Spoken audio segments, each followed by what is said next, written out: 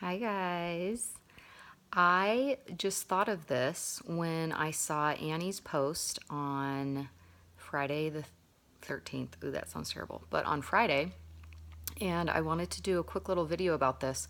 So Annie had posted, if you guys remember, about how she used to reward herself with chocolate covered raisins after she got her kids to bed at the end of the night, and how she felt so satisfied and that was such a great reward. But she switched it to peas, the snap peas, and it made me think how it is so great to reward ourselves for doing a good job at something or accomplishing a goal. And it's so tricky in our society today because I think we oftentimes in America are in the habit of rewarding ourselves with food or drinks or candy or something like that. And I don't know about you guys, but that's totally how I was raised. You know, if you do blah blah blah, then I'll give you a treat, or oh, you had such a hard day at school, here's some cookies, or something like that. Like food and treats just help us feel better. Or oh man, I worked so hard this week, let's go, drink a bottle of wine or something like that. But it's actually really good to continue giving yourself rewards, but try to use something other than food or drinks to reward yourself.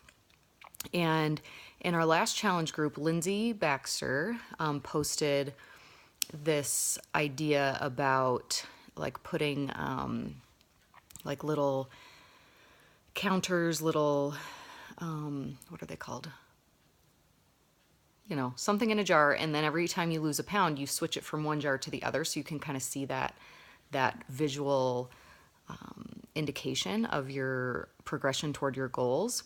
And one thing that I've done is when I was into long distance running, I would, for every mile that I would run, I would put $1 into a different account, and I would do it at the end of the week when I'd add up my weekly mileage.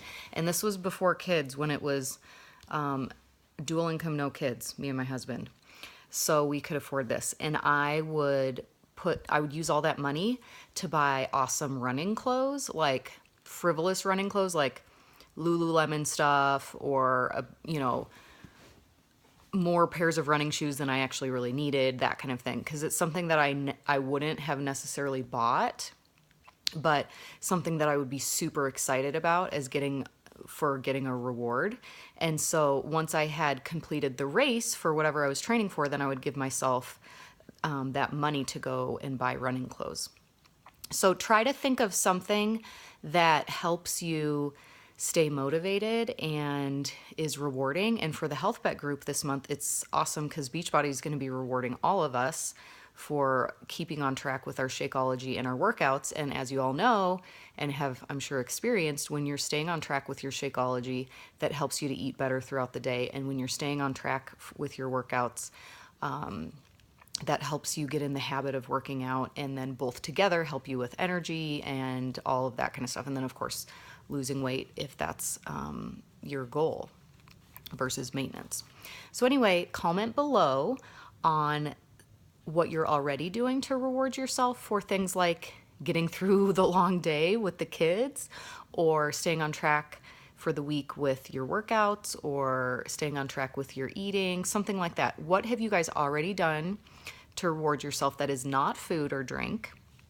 And if you haven't done this before, then try to think of something that would be rewarding.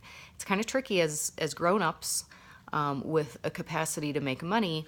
Sometimes money just doesn't reward us like it does with kids. So try to figure out something like my example about the running clothes, something that you wouldn't necessarily spend money on, but something that you really want. Because, if you say, hey, if I do really good this week, I'm going to go see such and such movie at the movie theaters. Well, we're all adults. Sometimes we just are like, whatever, I'll go anyway.